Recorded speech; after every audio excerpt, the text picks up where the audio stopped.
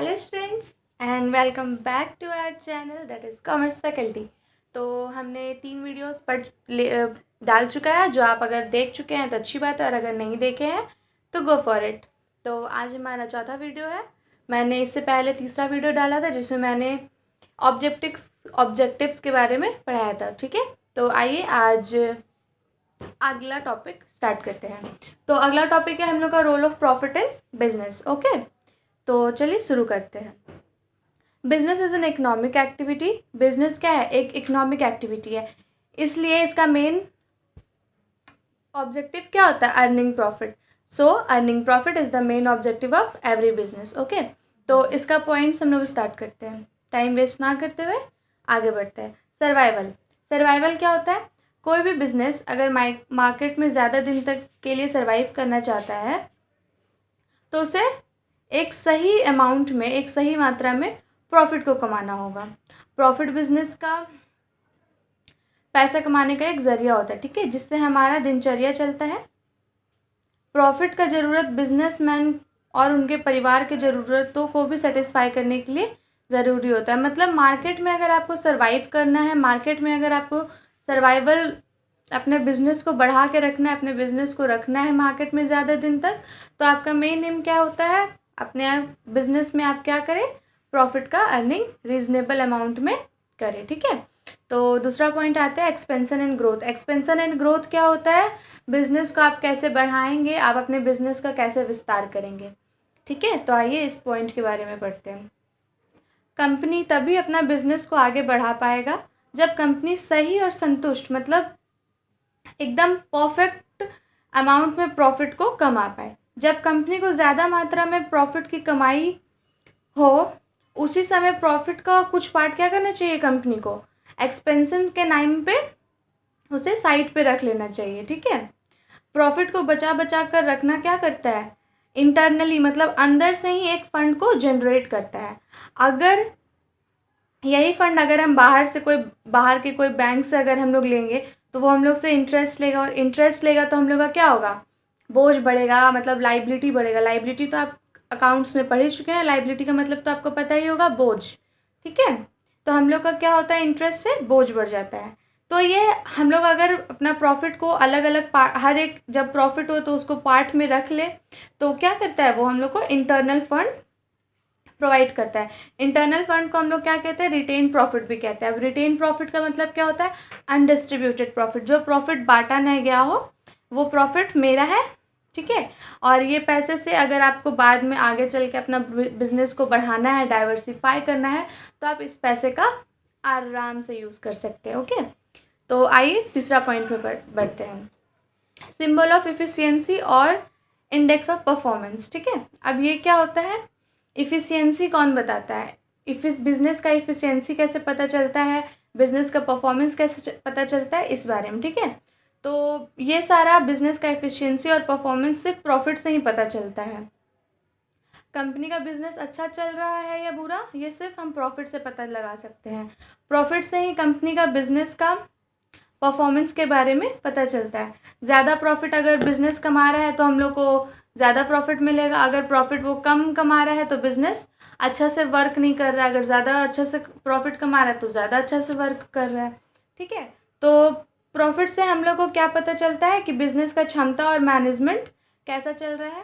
Profit हमें ये बताता है। ठीक है, ज़्यादा प्रॉफिट हम लोग को बताता है ज़्यादा क्षमता, और कम प्रॉफिट बताता है कम क्षमता। बिजनेस का सफलता हम लोग प्रॉफिट से ही माप सकते हैं, मतलब प्रॉफिट से ही मेजर कर सकते हैं कि बिजनेस का इफिशियंसी कैसा है, अच्छा है या बुरा है। ठीक है, तो अगला पॉइंट पढ़ते हैं, reward for bearing the risk.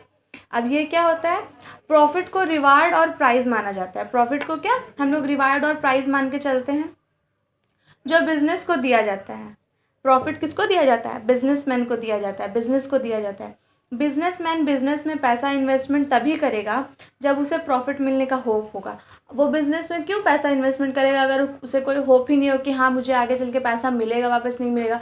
वो बिजनेस तभी इन्वेस्टमेंट करेगा जब उसे एक होप होगा कि हाँ मुझे आगे चल के क्या मिलने वाला है, प्रॉफिट मिलेगा, पैसा रिटर्न मिलेगा। प्रॉफिट कमाने का इच्छा ही बिजनेसमैन को मोटिवेट करता है कि वो रिस्क ले। ठीक है, प्रॉफिट अगर उसे कमाने का इच्छा है तभी बिजनेसमैन क्या करता है, रिस्क लेता है कि चलो रिस्क ले ही लेते हैं, आगे चल के तो मुझे प्रॉफिट होगा ही होगा। लोगों को प्रॉफिट मिलेगा, लोगों को प्रॉफिट मिलेगा, तो यहाँ पे प्रॉफिट हो गया और रिस्क हो गया। प्रॉफिट और रिस्क क्या है, एक दूसरे से डायरेक्टली कनेक्टेड है, डायरेक्टली मतलब सीधे तरीके से एक दूसरे से कनेक्टेड। अगर आप रिस्क लेंगे तो प्रॉफिट मिलेगा, और अगर आपको प्रॉफिट मिला है तो आप जरूर रिस्क लिए होंगे बिजनेस में, है ना। तो रिवार्ड बियरिंग फॉर रिस्क के लिए आज इतना ही, ठीक है, 4th पॉइंट के लिए। अब आप एक चीज़ और हम इसमें बता देते हैं, आप अगर अपना बिजनेस में ज़्यादा रिस्क लिए हैं तो आपको ज़्यादा प्रॉफिट मिलेगा, अगर आप कम रिस्क लिए हैं तो आपको ऑब्वियसली कम रिस्क मिलेगा। अगर आप कोई प्लेस पे ज़्यादा पैसा इन्वेस्ट किए हैं अपना तो आपको ज़्यादा रिटर्न मिलेगा, और अगर कम इन्वेस्ट किए तो कम रिटर्न मिलेगा। ये तो सीधी सी बात है ना। तो आइए अगला पॉइंट पढ़ते हैं, हेल्प टू गेन रेपुटेशन और गुडविल। अब यहाँ क्या होता है, आप अगर आपका कंपनी अच्छा प्रॉफिट कमा रहा है, तो उससे क्या आपका बिजनेस का रेपुटेशन और गुडविल मार्केट में बना रहता है। प्रॉफिट कमाने वाली कंपनी का रेपुटेशन मार्केट में अच्छा होता है, किससे कंपैरिजन, एज कंपेयर टू वो सारे कंपनी जिसका बिजनेस का प्रॉफिट क्या होता है, कम होता है या फिर वो लॉस में चल रहा होता है, वो लोग के कंपैरिजन से जो बिजनेस प्रॉफिट में चल रहा है वो लोग का क्या होता है, रेपुटेशन अच्छा होता है, ठीक है। प्रॉफिट बढ़ने से मार्केट में कंपनी का प्राइस भी बढ़ता है। जिन कंपनी का प्रॉफिट ज़्यादा होता है, ठीक है, जो कंपनी का प्रॉफिट ज़्यादा होता है उन्हें लोन भी बहुत ईजिली मिल जाता है, ठीक है। अगर आपका कंपनी अच्छा है, आपका कंपनी प्रॉफिट में चल रहा है, अगर आपको पैसे की ज़रूरत है, प्रॉफिट में चल रहा है तो जल्दी पैसे की ज़रूरत नहीं पड़ती, पर फिर भी अगर बहुत बड़ा इन्वेस्टमेंट करना हो, बहुत बड़ा शेयर खरीदना हो आपको, तो आपको पैसा की ज़रूरत पड़ता है। और अगर आपको पैसा की ज़रूरत पड़ता है, आप कोई बैंक से लोन लेना चाहते हैं, तो आपको बहुत ईजिली से आपको वो लोन प्रोवाइड करते हैं, क्योंकि वो जानता है आपका प्रॉफिट अच्छा है, आप उन्हें पैसा उनका लौटा देंगे। और अगर ये दूसरे कंपनी के बारे में बात करें कि जो कंपनी लॉस में चल रहा है, तो उन्हें क्रेडिट क्या है, मुश्किल से मिलता है। और अगर हम लोग एम्प्लॉयज़ के बारे में बात करें जो उस कंपनी में काम करना चाहते हैं, वो सारे एम्प्लॉयज़ भी उसी कंपनी में काम करना चाहेंगे जो कंपनी का क्या हो, रेपुटेशन अच्छा हो, जो प्रॉफिट अच्छा कमाता हो। ऐसा क्यों, ताकि उन्हें ये लगता है कि उस कंपनी में हम जाएंगे तो हमें सैलरी ज़्यादा मिलेगा, वेजेस ज़्यादा मिलेगा, है कि नहीं। कोई कंपनी अगर अच्छा चल रहा है तो आप तो यही सोचोगे ना कि हाँ मुझे प्रॉफिट मिलेगा, हम तो जाएंगे भाई वही कंपनी में, है ना। तो role of profit in business में इतना ही। आगे बढ़ते हैं, क्लासिफिकेशन ऑफ बिजनेस एक्टिविटी। अब बिजनेस एक्टिविटी को भी हम लोग क्लासीफाई करते हैं 2 कैटेगरी में। पहला कैटेगरी है इंडस्ट्री और दूसरा कैटेगरी है कॉमर्स, ठीक है। तो इंडस्ट्री में क्या होता है पहले वो देख लेते हैं। इंडस्ट्री क्या है, industry refers to an activity which convert raw material into useful product. अब इंडस्ट्री का मतलब क्या हो गया, जो रॉ मटेरियल्स होता है उसे यूजफुल प्रोडक्ट में जो चेंज करते हैं उसे हम लोग क्या कहते हैं, इंडस्ट्री। अब इसका एग्जाम्पल लेके चल सकते हैं आप, क्या अगर आप आटा का गेहूं आप अगर खेत में उपज रहा है, ठीक है, उपज रहा है, तो वो क्या है, रॉ मटेरियल है। अब वही रॉ मटेरियल को कंपनी में उसे हम लोग क्या करते हैं, अगर पीसते हैं तो वो क्या आटा का फॉर्म लेता है ना, आटा का फॉर्म लेता है, तो उसे फिर हम लोग यूज़ करते हैं। तो रॉ मटेरियल को यूजफुल प्रोडक्ट में चेंज करना ही इंडस्ट्री का काम होता है, ठीक है। तो इंडस्ट्री का भी 2 पार्ट होता है, कंज्यूमर गुड्स, कैपिटल गुड। ये पार्ट नहीं हुआ, मतलब इंडस्ट्री कौन कौन से गुड्स को प्रोड्यूस करता है, तो 2 कैटेगरी में प्रोड्यूस करता है, ठीक है। तो वो कैटेगरी कौन सा है, पहला है कंज्यूमर गुड्स और दूसरा है कैपिटल गुड्स। अब कंज्यूमर गुड्स किसे कहते हैं, कंज्यूमर गुड्स हम उसे कहते हैं जिसे हम लोग डायरेक्टली कंज्यूम कर सके, मतलब कस्टमर डायरेक्टली जो प्रोडक्ट को खा लेते हैं, डायरेक्टली कंज्यूम कर लेते हैं, उस प्रोडक्ट को हम लोग कहते हैं कंज्यूमर गुड्स। अब कंज्यूमर गुड्स क्या हो गया, ब्रेड हो गया, बटर हो गया, ये सारा क्या होता है, कंज्यूमर गुड्स होता है। अब कैपिटल गुड्स क्या होता है, कैपिटल गुड्स वो होता है जो फर्दर प्रोसेस में यूज़ किया जाता है, मतलब वो उस जो प्रोडक्ट बना हुआ है उस प्रोडक्ट को और भी सारे प्रोसेस में यूज़ किया जाता है ताकि उससे यूज़फुल प्रोडक्ट बनाया जाए। तो इसका हम लोग क्या ले सकते हैं एग्जाम्पल, मशीनरी ले सकते हैं, सीमेंट ले सकते हैं। ये सबसे हमारा क्या होता है, कैपिटल गुड्स का प्रोडक्शन होता है, ठीक है।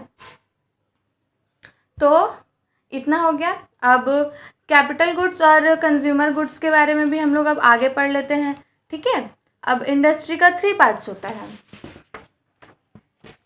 इंडस्ट्री को हम लोग 3 पार्ट्स में डिवाइड किए हैं। कौन कौन सा पार्ट में डिवाइड किए हैं? Primary industry, secondary industry and territory industry. Territory industry को हम लोग सर्विस इंडस्ट्री भी कहते हैं, ठीक है। टेरिटरी इंडस्ट्री को हम लोग सर्विस इंडस्ट्री भी कहते हैं। तो प्राइमरी इंडस्ट्री में क्या होता है पहले वो देख लेते हैं, ठीक है।